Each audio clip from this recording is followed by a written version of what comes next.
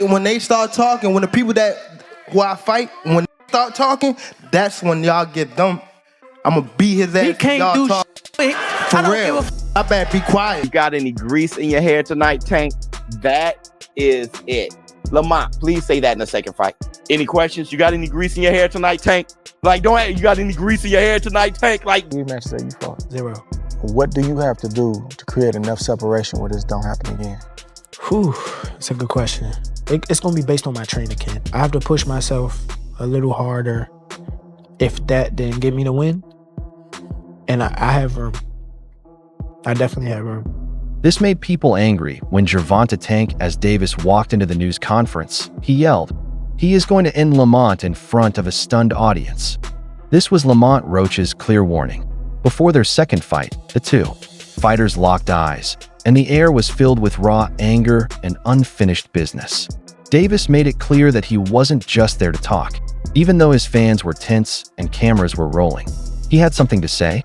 A verbal brawl followed, which sparked anger in the boxing community and set the stage for a bitter fight fueled by anger, pride, and unfinished business. What's good, guys? Red Corner Boxing here. So the Ring Magazine has today confirmed that Gervonta Tank Davis versus Lamont Roach Jr. 2 will take place on August the 16th in Las Vegas, Nevada. It's a great fight. We need to see it again. Who wins it and how, lads? Let us know here on Red Corner Boxing. Promoter Gary Jonas shed some light on the negotiations for the rematch. While he didn't give too many details, Jonas did say that the second bout between Davis and Roach Jr. is all but finalized. Let's hear what he got to say right now. Important question on everyone's mind. How close is the rematch? How big will it be? How close is it to getting done? Very close. It's in my mind, it's a done deal, but there are formalities, but it's a done deal and it's not far off. The second fight between Gervonta and Lamont Roach Jr. was supposed to happen on June 21st, 2025 at the T-Mobile Arena in Las Vegas, but it was pushed back for several reasons. Davis's request for more time to prepare was one of the most important ones.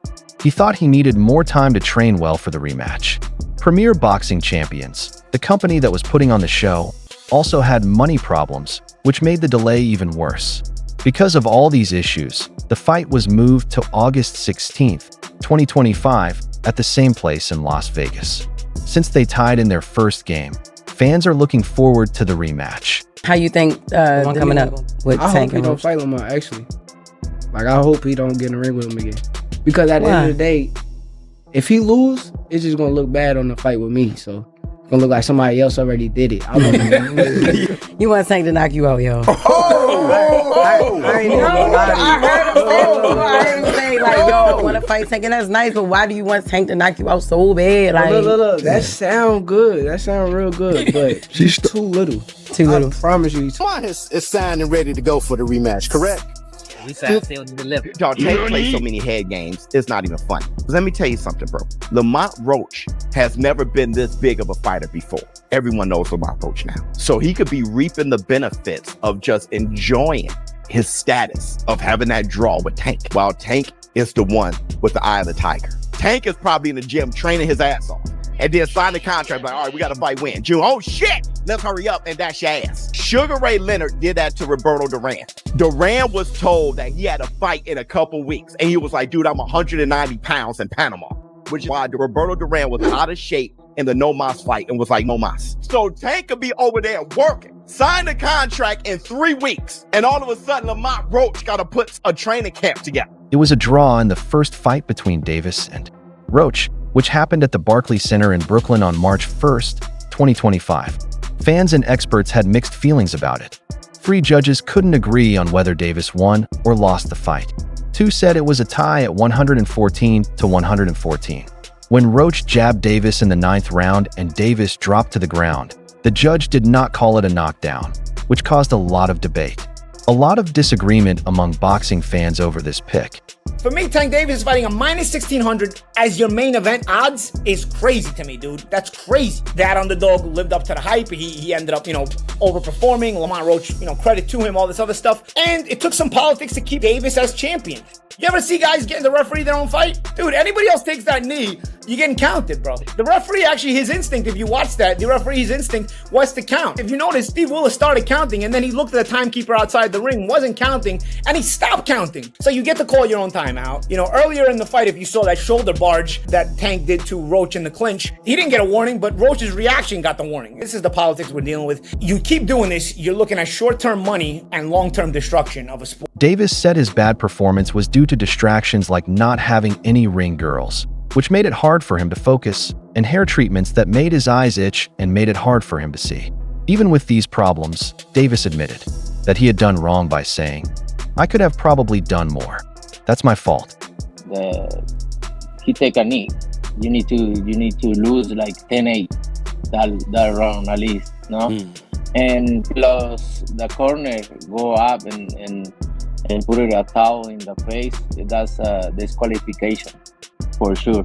I'm talking about the rules, but it's not my business. Some critics say that Davis kneed during the 9th round of his fight with Roach.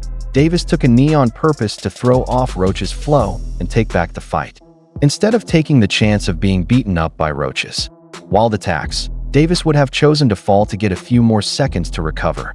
For many fans and critics, this move is an old trick meant to slow Roach's progress. And to go ahead and keep it real with y'all, I think that knee that Tank took was because Lamont Roach was in a rhythm and Gervonta Davis tried to throw this man off a rhythm.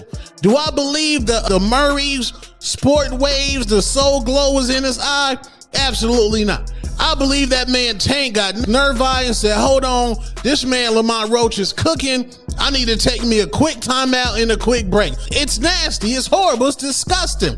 It's bad enough how hard and difficult it is to beat this man. Most fighters is weight drained. Most fighters has clauses on them. So when somebody who's coming up is able to compete with Gervonta Tank Davis, you handicap the man with trash rulings. Davis said the hair treatment event had something to do with a treatment he had 2 days before the fight. He said it was because the grease from the treatments mixed with his sweat and made his eyes burn during the game.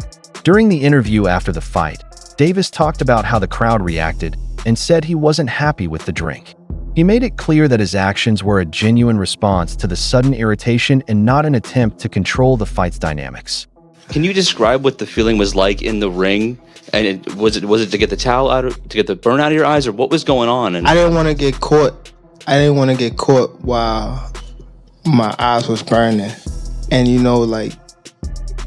can get knocked out like that. So I'd rather take the knee than But I didn't really know that you can get disqualified for all that, or when you start counting, I'm like, what the hell? But I don't know.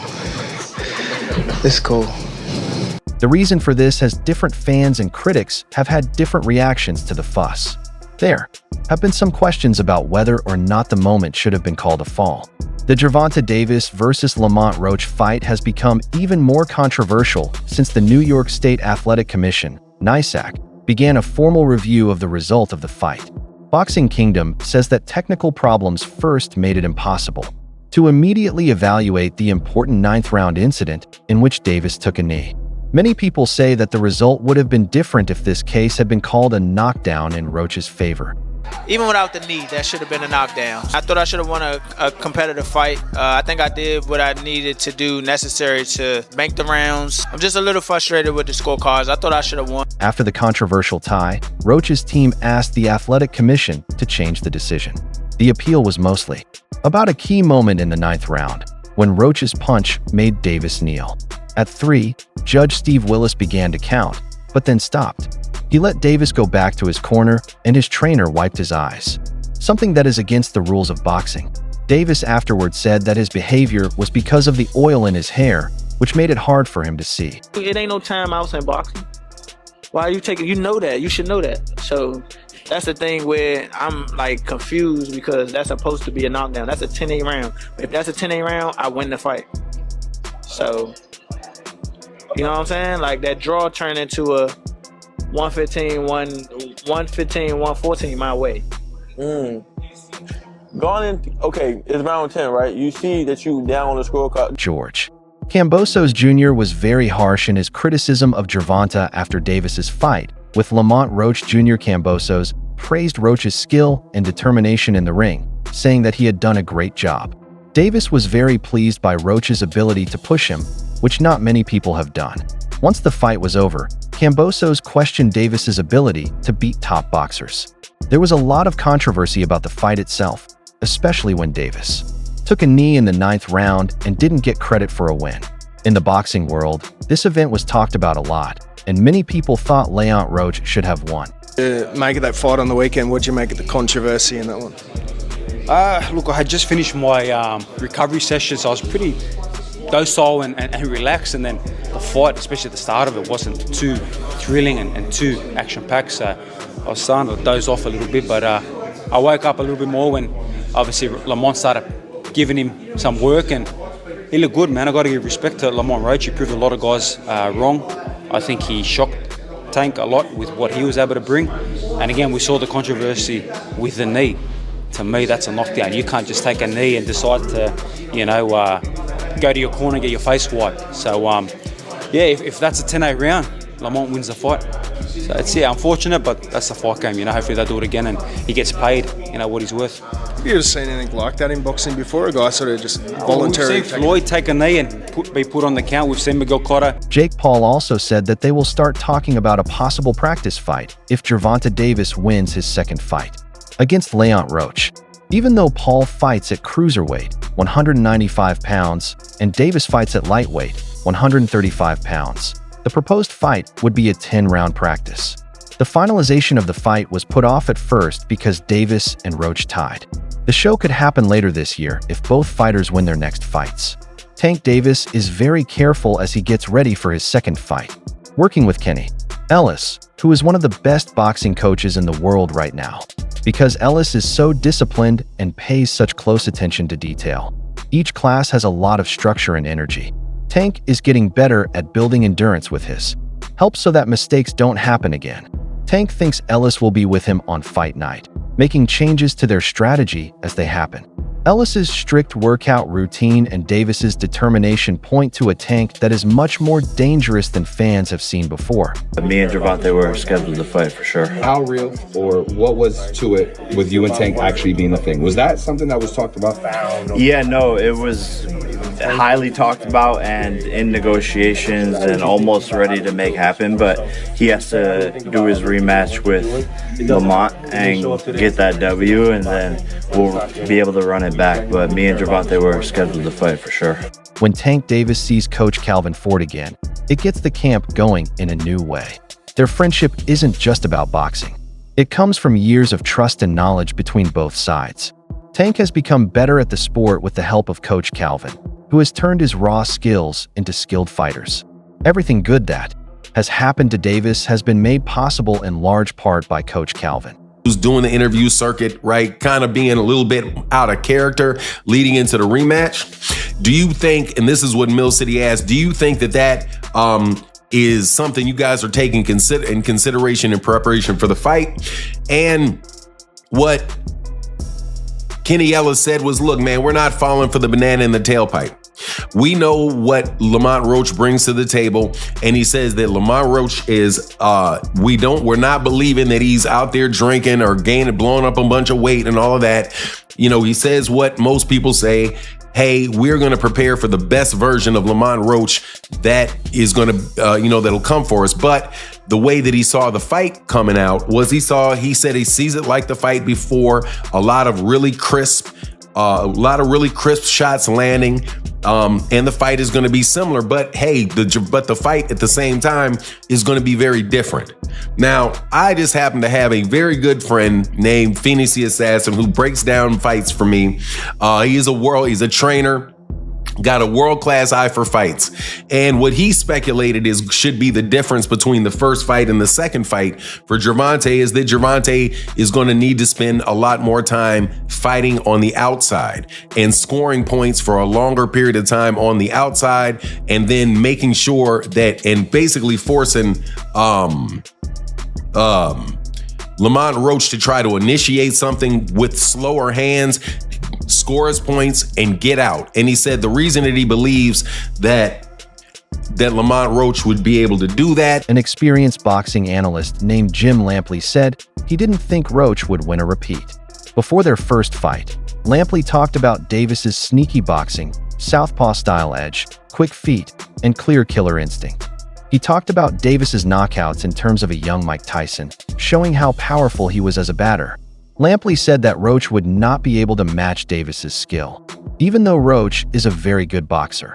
All right, Sean Zattel here with the legendary Jim Lampley, PPV.com, and called a controversial draw tonight. The crowd inside Barclays, they did not like it. What did you think of the verdict, Jim? Was it the right call? An upset draw is always a mixed bag for fans, for people in the sport, etc., etc. I thought it was, in essence, the right decision. The only question about whether the upset draw is justified is whether Steve Willis erred in not deducting a point in a late round when Tank Davis appeared to touch the canvas with his hand. And, you know, that is going to stay in the woodwork and haunt the fight in the breach a little bit. But at the end of the day, it's a setback in Tank's career and for his reputation. I think most observers expected him to knock Roach out, particularly because Roach was moving up from 130 to 135. Sometimes when a fighter moves up in weight, he gets stronger, and it looked as though maybe Roach did get stronger and had a greater ability to resist Tank's power than other opponents have had, because Tank did tag him with a lot of clean shots. Roberto Diaz, who is one of the best boxers in the world and works as an advisor for Roberto Diaz Lamont Roach Jr., knew that Davis would be a tough opponent. Davis has a great track record and is very strong, but Diaz said he had faith in Roach's skills. He talked about Roach's wide range of skills, his past as an amateur, and his progress since the last time they met. Diaz believes that Roach's understanding of Davis and his growth as a boxer could be very important in a rematch. James Turner for the untouchable True School Sports. Let's go, baby. Bow! Be careful what you wish for because it can become a reality. Yeah. All right, Brandon Taylor here, True School Sports. I'm with Roberto Diaz. Roberto, good to see you as always. Likewise, thank you. Thanks for having me. Yes, for sure. You're part of Lamont Roach's camp. Well, what's your official role with Lamont Roach? I'm an advisor for him. Okay, so you guide him on how to make certain decisions? Correct. Okay. We've been together for many years since his pro debut back in the days at Golden Boy, and after we both parted ways, we hooked up. Okay, that's pretty cool. That's pretty interesting because, you know, now that you guys are not with Golden Boy, you're still together. So absolutely, you guys must have had a good relationship when you were at Golden Boy. Always had a good relationship with him and his father, and obviously I'm honored and just, you know, honored to be a part of him. And when I got the call to continue working with him, it was a no-brainer for me. Okay.